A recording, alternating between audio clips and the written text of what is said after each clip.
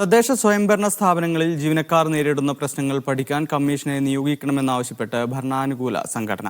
CPI അനുകൂല സംഘടനയായ Kerala LSG employees ഫെഡറേഷനാണ് കമ്മീഷനെ നിയമിക്കാനാവശ്യപ്പെട്ട് ചീഫ് സെക്രട്ടറിക്ക് കത്ത് നൽകിയത്.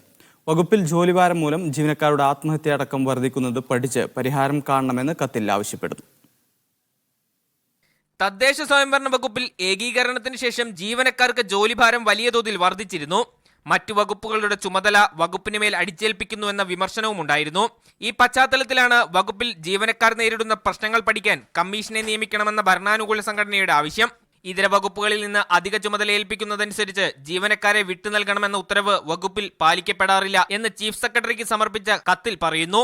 ക്ഷേമ പെൻഷനുകൾ പ്രാദേശിക സർക്കാരുകളിലേക്ക് ഏൽപ്പിച്ചു നൽകിയപ്പോൾ പുനർവിന്യസിച്ച ഉദ്യോഗസ്ഥർ മാതൃവകുപ്പുകളിലേക്ക് തിരികെ പോയി. വിവിധ മിഷനുകൾ തയ്യാറാക്കുന്ന പദ്ധതികൾ നടപ്പിലാക്കുന്ന നോഡൽ ഓഫീസുകൾ മാത്രമായി തദ്ദേശ സ്വയംഭരണ സ്ഥാപനങ്ങൾ മാറുകയാണ്.